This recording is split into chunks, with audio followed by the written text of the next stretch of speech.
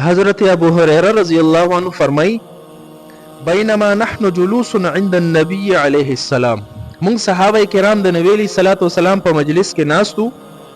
اذ جاءه رجل فقال يا رسول الله، یو سړی رالو او عرض وکړو، تپوس وکړو چې د الله رسول صلی الله علیه وسلم هلکت، ما ځان هلاک کړو، ځان می تباہ و برباد کړو.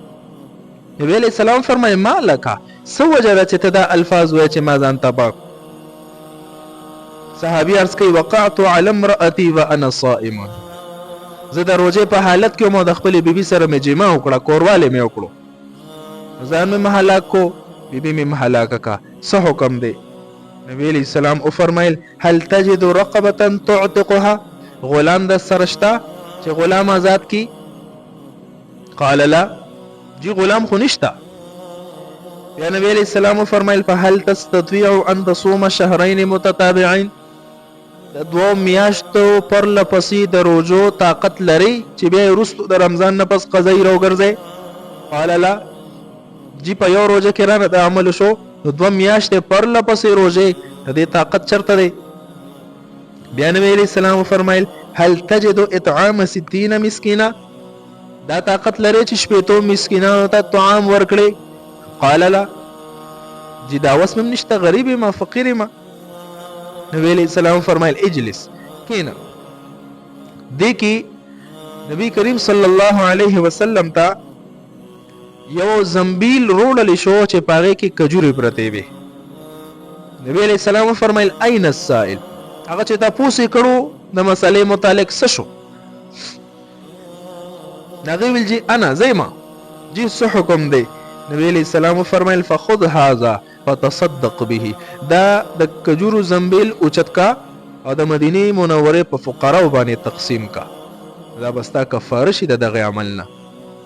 نو صحابي فرمای اعلا افقر مني یا رسول الله، دا الله رسوله زمانه زیات غټ فقیر شته بل چې د مدینه په فقراو زدا تقسیموم په غونډو کې غټ فقیر زیما؟ فوالله ما بين لابتيها اهل بيت افقر من اهل بيتي، دا الله په ذات مې د قسم وي د مدینه منوره په تمام فقراو کورونو کې د غونډو زیات فقیره کورنۍ زما کورنۍ ده.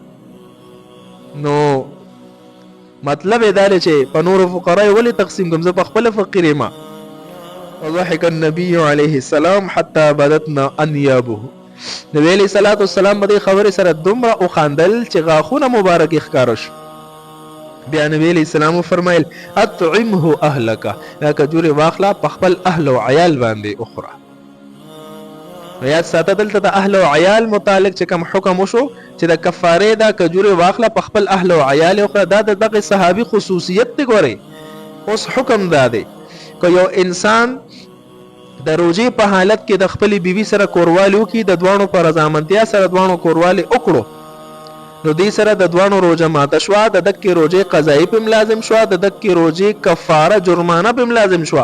یو شپه ته روزه بس سړی هم نسی د رمضان نفس پر لپسې، او یو شپه ته روزه با خزه هم نسی د رمضان نفس پر لپسې. سو پورې صحت وی، زندگی وی، صحت امید وی، دک روزه با د کفاره په تور باندې خزه او خاوند باندې لازم دی، واجب دی، بل صورت نشتا. ګوره کفاره ډیره زیاته ګوره ګرانه ده، دې وجنه احتیاط وکړئ چرته خطا نشي. عمومي طور سره بعضې ملګري خطا شي جما وکړي د خپل بیبي سره، بیا وایي مفتی صاحب د څه اسانه لار پکې نشته. بھائی دا دین د مفتی صاحب ذاتی دین نه دی.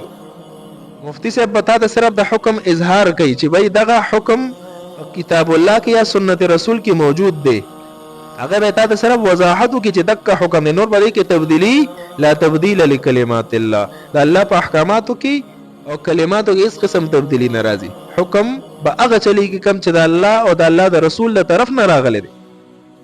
نو حکم به دی وایي چې په هر صورت دا یو شپې ته روزه به ښځه هم نیسي، یو شپې ته روزه به خاوند هم نیسي.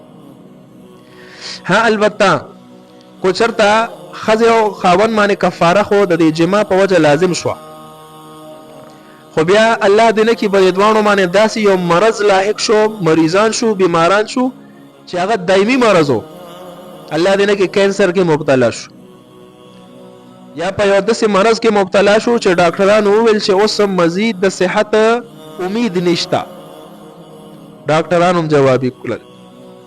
نو په دې صورت کې چې بالکل دی بیماران شو، بیا به شپېتو مسکینانو ته 2 ټیمه طعام ورکوي.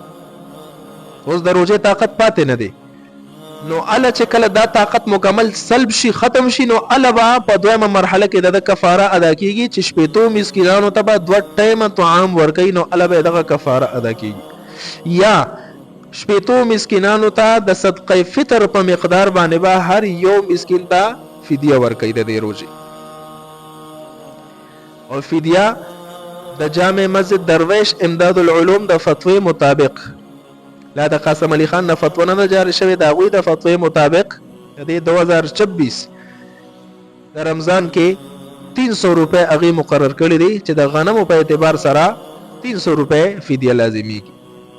نو بیا په دې طریقه باندې فدیه ادا کوي، ورنه چې صحت وي دی دوانه به یو شپېته روژې نیسي.